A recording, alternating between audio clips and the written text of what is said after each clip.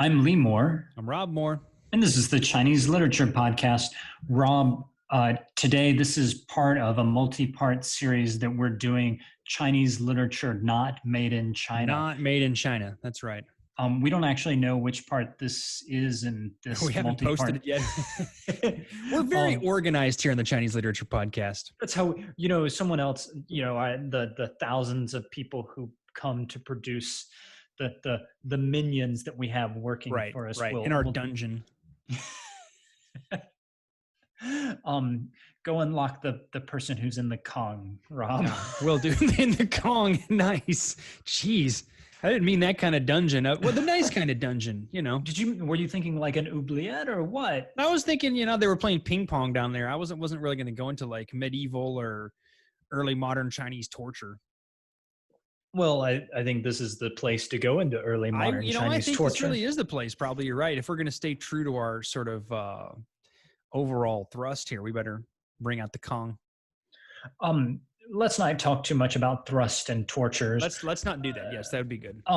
So today we're looking at a work of literature that's actually not even written in Chinese, unlike all of the other works that we're doing in this series. This is written in French?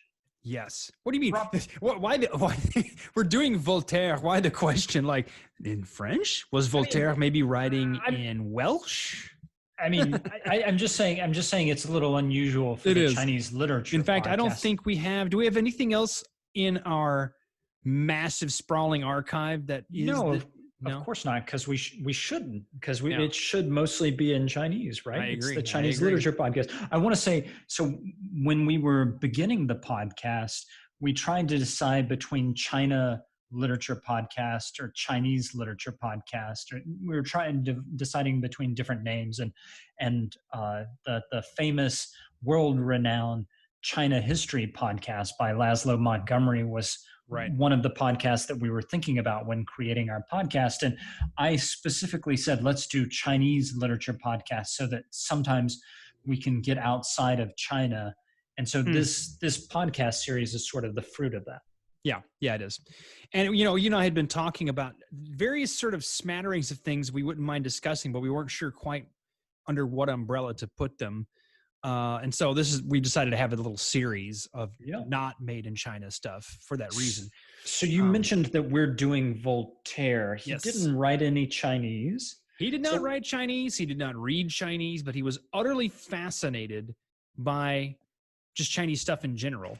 Voltaire is sort of coming out of this period of chinoiserie, as the French call it, is sort of, really into Chinese stuff.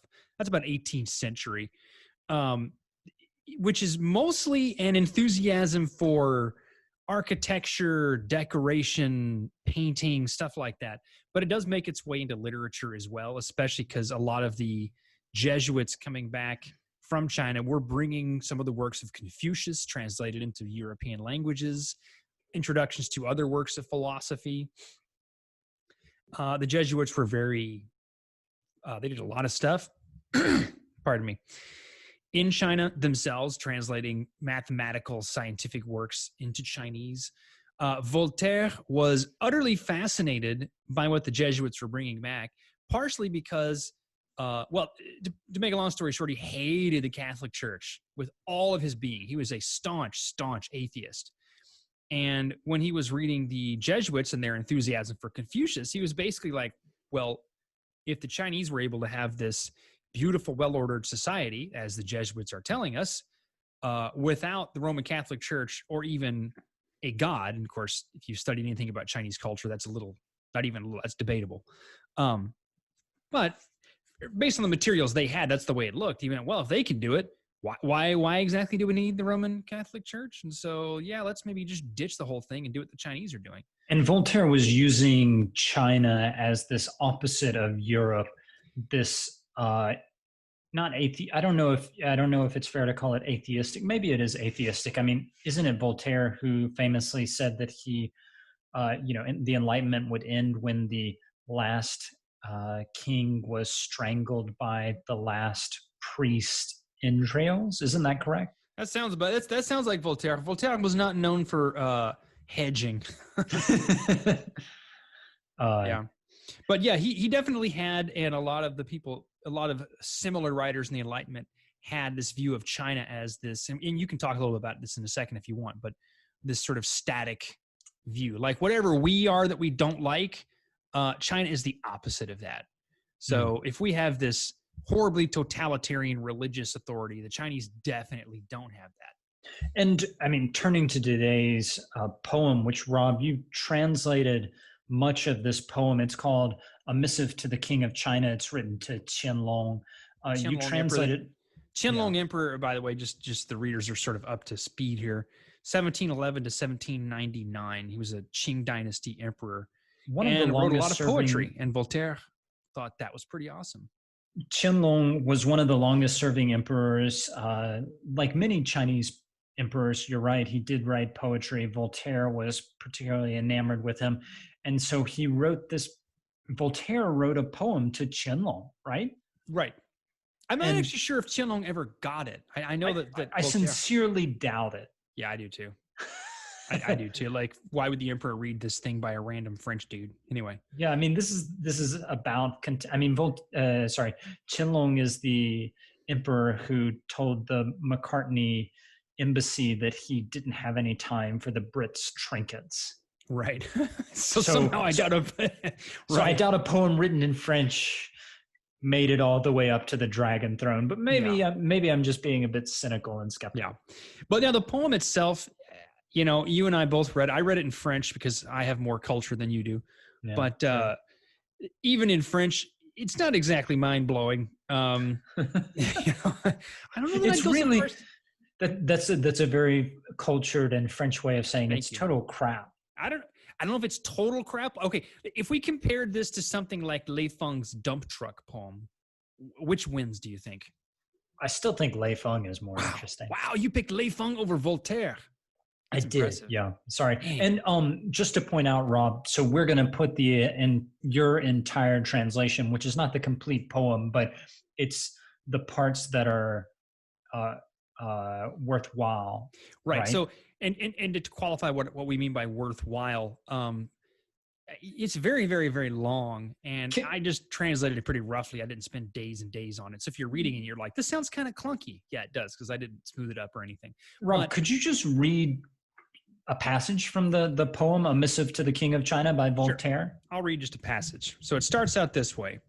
Receive my compliments, charming King of China. Your throne is thus situated on two hills. It is known in the West that despite my faults, I have always loved kings who wrote verse. Even David has at times pleased me, though, speaking honestly, he too often exalts his sad holy city. I'll move on a little bit. Frederick is more artful and better understands his world. He has more variety. Richer blood flows through his veins. He has read Horace and imitates him. And truly, your Chinese majesty should be his equal. I see with pleasure that in our hemisphere, the art of poetry is considered necessary for man, that those who dislike verse are possessed of a dry and heavy spirit. I don't want to sing into the ears of a deaf man. O you who on the throne are embroiled in a heavenly fire, tell me if this grand art of which you are enamored is as difficult in Peking as in Paris. There's a lot more in there. Yeah. You don't have to keep going. Yeah, I know. And most of it is frankly kind of not worth reading. But I wanted to move down to one little bit here towards the end. 2 bits. One, he says, trust me. This is him addressing the Qianlong Emperor. Stay in Peking and never come to our country. On the banks of the Yellow River, a people admires you. Your verses will always be a blessing in your empire. And then this is one of the last sections. You will be well received by several great scholars, this is in Europe, who think that in Peking all rulers are atheists, and that the much vaunted company of older times in saying in China an eternal adieu permits you all to renounce God. So I guess a couple of things for me. So we've already made the point that Voltaire is a really crappy poet. I think it's fair to say. And in general, in France, poetry is not regarded as his strong suit. Tell me if I'm right or wrong, Rob. Honestly, I'm not entirely sure the conclusion about that. I know his letters and his essays are definitely much more highly regarded. And certainly his novel Candide is considered the height of French culture. but well, not the height of French culture. I know what you mean. It's a classic. Yeah. But that said, I found this to be interesting for the way that it deals with China in this very orientalistic manner. Yeah. Right? Yeah. Like he's having debates over atheism, which is, an important part of the Enlightenment. He doesn't really know that much about China. I mean, at this point, I believe he had read the Jesuit translations of Confucius, but I'm not entirely sure how much else he's read on China. And I mean, a Frenchman in the 18th century who's never been to China acting like he knows that much about China. And it almost seemed kind of like he was addressing the emperor personally, like they were homies. Trust me, bud. Trust me, dude, this is not worth it. Never come to our country, dude. Right. And I think your translation did an amazing job of sort of capturing Voltaire's how he's pretending like he knows much more than he actually does. One of the things, and I agree, but one of the things I think is interesting is that I don't know from the poem or from what I've read of Voltaire if he actually even read the Qianlong Emperor's poetry, or if he could, because throughout his little missive, he never says something like, hey, I read your poem, it was great. He just says, hey, you write poetry, that's awesome. I mean, who knows? A guy could write limericks. I mean, we don't know. There once was a man from. There once was what's Chinese for there once was a man from Nantucket, Rob? Yeah, we should figure that one out. We'll put that translation up there too if we can figure it out. All that mattered for Voltaire was two things, and this is one of the reasons why the poem, frankly, is so tedious. It's because he just hammers these points home for 5 full pages. One, the guy was an atheist. The Qianlong Emperor was, so that's great. And two, he wrote poetry. Wow, like the two together are just perfect, right? Was the poetry good? I don't think Voltaire knew.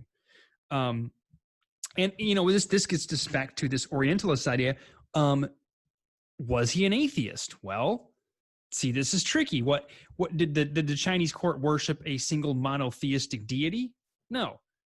Were there deities? Absolutely. I mean, it's one of the longest running rites in China is the visit to Mount Tai, right?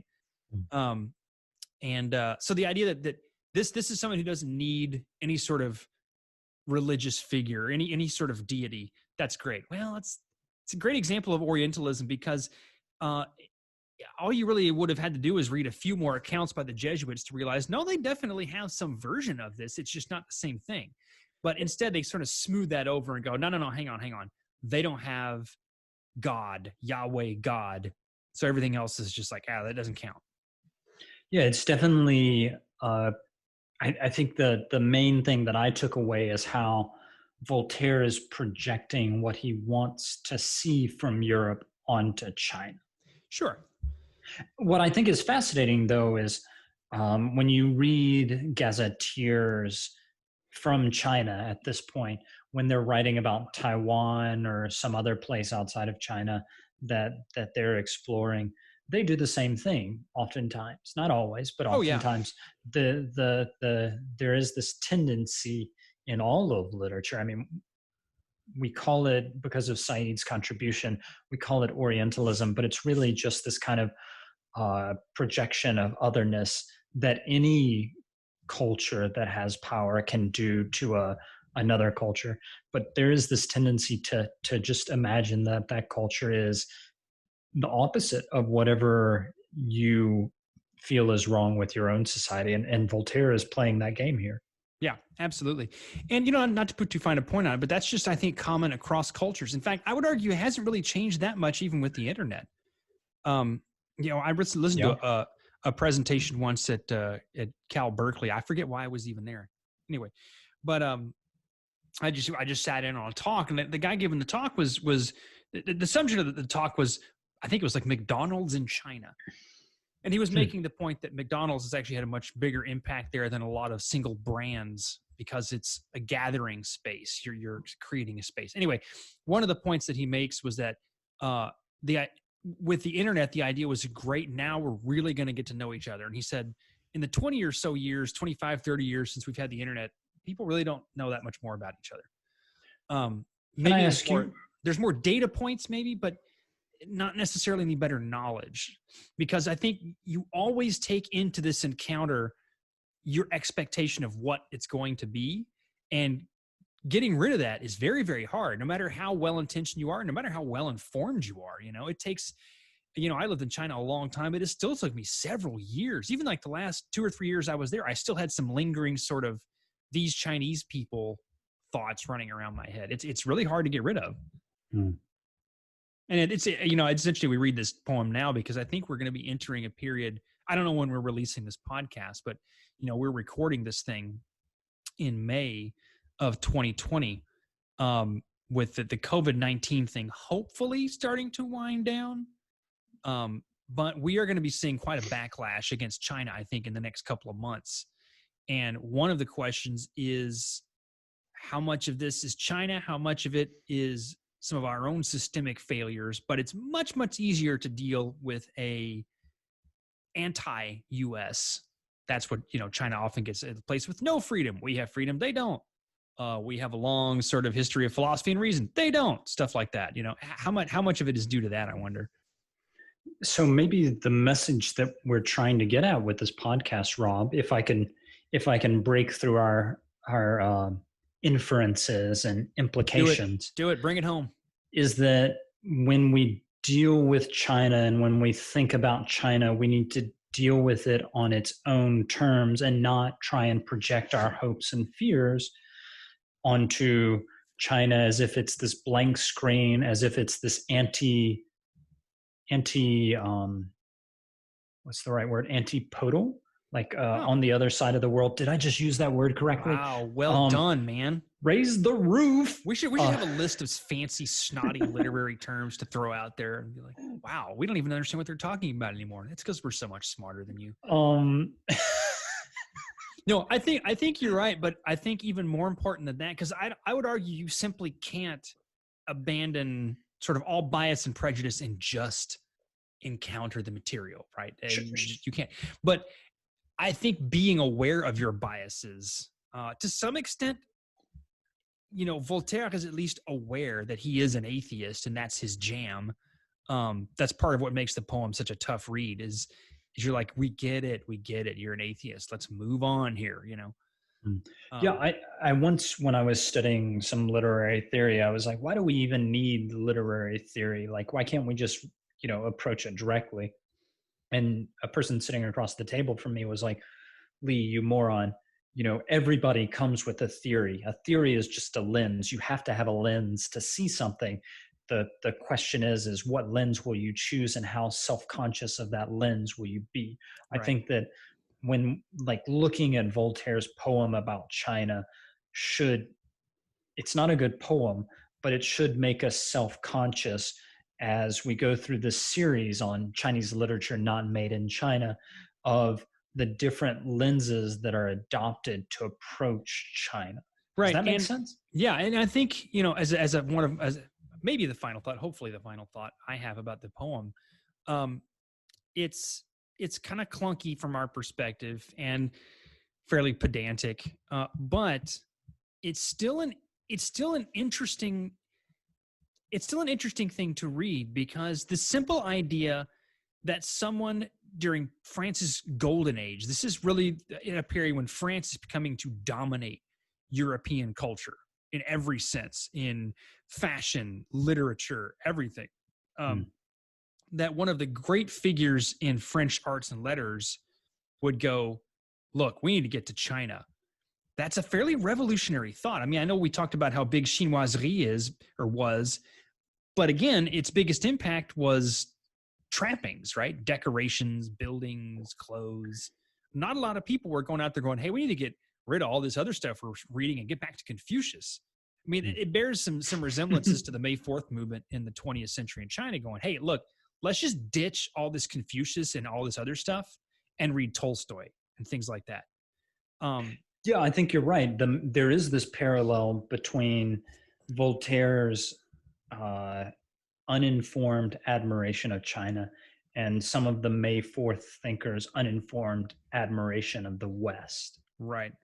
And not too long after Voltaire wrote this, is Voltaire's writing in the 18th century. Not too long after this, the Collège de France started one of the first chairs of Chinese literature. I forget the exact title. I could go look it up. In Europe, there's one of the very first in any European academy of a chair, a department dedicated to the study of Chinese literature and culture. Right. So the French predate a lot more people in the serious study of China, not the hooray for China, let's just do what they're doing, but really very serious scholarship. And I guess so that's interesting. I guess your point is that maybe this hooray for China mentality creates this impulse to actually, even if it's not really understanding China on China's terms, it does create a kind of infrastructure. Right. The interest, this sort of popular, sort of pop interest generates a deeper interest, and an interest to analyze and really figure out what we are to do with this. What is this stuff exactly? And a lot of the stuff coming out of the Collège de France in the early 19th century is still kind of in a little bit in this vein, but they're doing things like translating vernacular literary classics into French. They're using some of the earliest Chinese language manuals created for any culture or language. So you could argue that even something as poorly carried out as what we're seeing in Voltaire actually yielded something much more interesting. Hey, Rob, just pop quiz. Yo. What is the first college? Where is the first college in Europe to study Chinese seriously, to teach Chinese? I don't know. I was thinking it was France. Okay, sorry. Go for it. Naples beat France by at least a century, I think. The Jesuits coming back there. There was a school for Oriental Studies that is still in Naples. That the Jesuits were connected. And the Italians that have the Italian Jesuits were definitely more numerous than the French. So that makes some sense. Yeah. But the Collège de France is definitely the reputation in Europe was a lot higher than a small college in Naples. So to have an already existing academic institution like this have a chair of Chinese studies is a pretty big deal. Yeah, absolutely. Yep. So as we wrap this up, we're going to put the poem on the website. Please go check it out.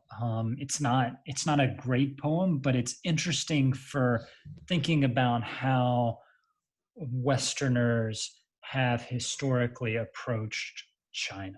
Yeah, definitely. And I just want to point out, Voltaire is not the only person engaging with thinking about China at this period. No way. You have lots of other people who are doing it. Just to point out, the philosopher who I think is much more interesting is Adam Smith. He starts out by admiring China at some points. I believe, I'm not 100% sure of this, but I believe in his theory of moral sentiments. He is much more appreciative of his imaginings of Chinese virtue. And to be clear, Adam Smith is imagining China as much as Voltaire is. In The Wealth of Nations, he actually tends to be a bit more negative towards China, if I remember correctly. And he thinks about China in a much more pessimistic fashion. As did Hegel. Hegel had no room for China. So, and I think that you can see this turn away from this admiration of China to this claim that China is just completely total crap in European philosophy. Voltaire being the high point in this veneration of Chinese stuff, and Hegel maybe being the very low point in terms of Europeans thinking about China. And it's interesting because it's not that China changes all that much. China does change some over the period, but it's more Europeans who change, and Europe's relationship that changes with China. Europe's relationship to itself, and we have to wrap this up, but this is just a final thing that a lot of this negativity towards China occurs when philosophers in particular after Kant writes his first critique, the Critique of Pure Reason, philosophy in Europe becomes a lot more concerned about itself. What do we do? Who are we as Europeans? What does philosophy mean to us? How do we do it? And so the more defined the project becomes, the clearer it becomes that actually, yeah, what the Chinese are doing is not this at all. Like, it's total garbage compared to what we were doing. So the more serious and self-conscious it becomes, the less room there is for anything that's not that. So as we wrap this up, I would just say, as you're thinking about approaching China and studying China, or really any kind of thing that is different from you, whether it be uh, a different culture, or just people in that town right across the river from you, make sure you're at least approaching it. You always have this lens through which you view it, but make sure you're approaching it sympathetically at first, at least, and look very seriously at how they view themselves. Otherwise, you'll fall into the trap that Voltaire falls into, which is just making the other out into whatever you want to see of it. Know what your biases are. Yep. All right. Well, I think that's a good place to wrap it up. I'm Yep. Lee Moore. I'm Rob Moore. And this is the Chinese Literature Podcast.